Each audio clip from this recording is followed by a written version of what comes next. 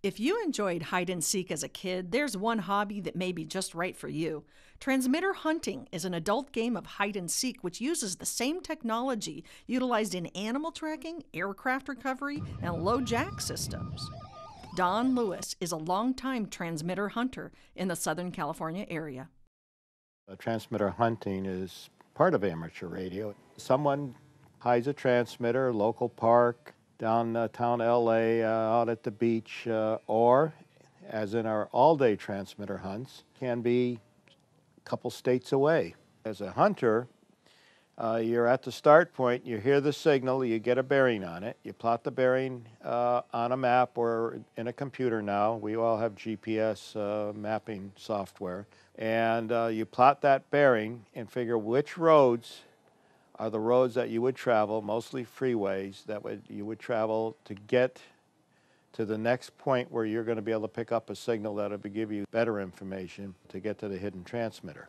Generally, our rules state that we're not allowed to go out to Catalina Island or any place outside the continental USA. The longest transmitter hunt that I did go on was up into Utah. St. George, Utah is where the transmitter was located. When we start these transmitter hunts, all we have is a signal that starts at 10 o'clock on a Saturday morning, and we find the direction it's at. We have no idea how far away it is. Our object is to get to that transmitter with a minimum amount of mileage put on our car for that morning. We pass through some rather interesting areas.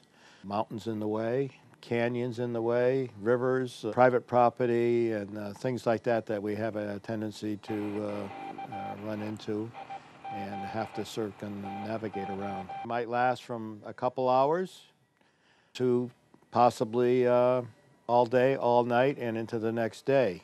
You do put on a lot of miles, and now that gasoline prices are a lot higher, we're hiding them generally in closer. We usually have a companion we go with, and this particular person is generally, while you're hunting, is called a navigesser. Not a navigator, but a navigesser, because he's always guessing where we should be going. One of us just sticks to the driving. He reads the maps and tells me that I should make a turn out. We also bounce signal off of mountains. You'll take and you'll aim your antenna at a mountain and bounce the signal off the mountain, and they hear the signal from the mountain and not from where you're located, and they have to drive, even though you might know it's a bounce, you still have to drive almost to the mountain before you can get a signal going back to where it's actually coming from.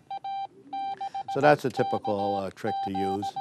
But as you approach the transmitter, the signal's now starting to get stronger. You're now having to look at individual little roads, dirt roads, roads that may or may not go anywhere. And if you ever see a sign on a road that says maintained by a Jeep club, you know that what that means is they don't maintain it. When you get a "you are there" signal, we usually get out of the vehicle if we haven't spotted the antenna or the transmitter at this point, which in many cases it's hidden in brush, trees, behind a boulder or something. We get out what we call a sniffer, which is a handheld device. We sniff till we find the transmitter, and at that point we sign into a sign-in sheet with our time and mileage. So you have to find all the transmitters and have least miles. There's no time element involved. We don't want to have a speed factor involved. We want to keep everything as safe as possible. I do this because it gets me out. It gets me outdoors. It gets me going on an adventure. In fact, I'll be hiding one next week, but I'll not tell you where I'm hiding because then I'll have to shoot you.